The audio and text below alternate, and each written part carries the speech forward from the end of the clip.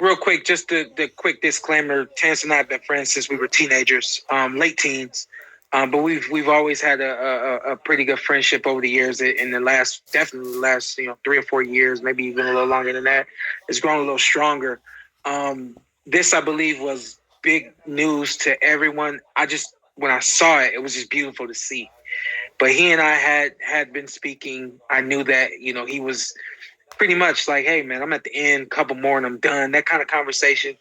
And we were probably having that conversation before he and I even fought. So it just goes to show, like, when you see a fighter retire, especially the way that he did it, the way that I did it, like, it's very calculated.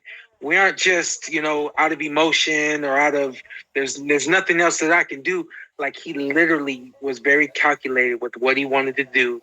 And I knew that once he had fought Canelo, he felt like there was nothing left for him.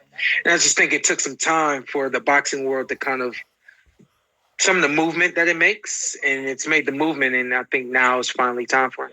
So some people will say, boxers don't retire, and this could be leverage for a Canelo fight or a Jake Paul fight. But it seems like if he was talking to you about it years ago, you believe this is it for Bud.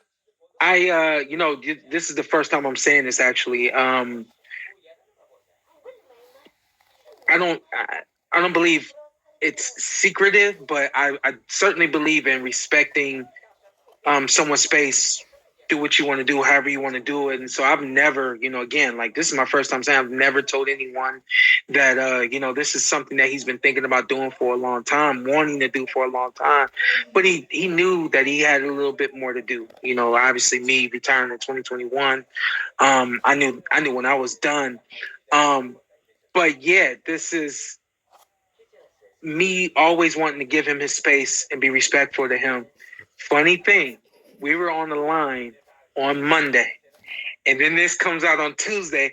Like, man, I was just talking to you. Well, like, you could have said something, So, regardless, man, I love the way that came out, and I think it couldn't have been any better. When you talk about legacy, and it's hard in boxing because of weight classes and different eras, but where do you put him? Because he seems like he could be on the Mount Rushmore amongst the greatest ever to do it. Yeah, me. I'm not someone who has dug into the past to see exactly what everyone else has done. And when I say everyone else, the Sugar Ray Robinson and the Joe Louis and all of those great fighters. I don't know Sanchez. I know some of those names, but I don't know their body of work. But I prefer to just live in the decades and the eras. And of my era, of our era, I would say Bud. And I put Tyson Fury in our era, Alexander Usyk's in our era. I believe in our era, it's between Terrence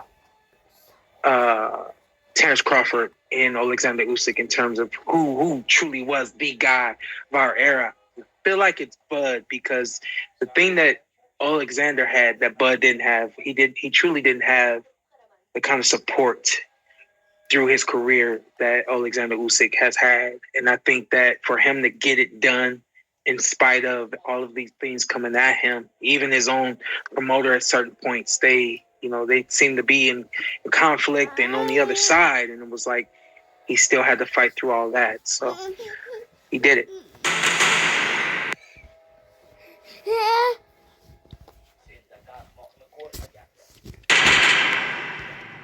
So speaking of which,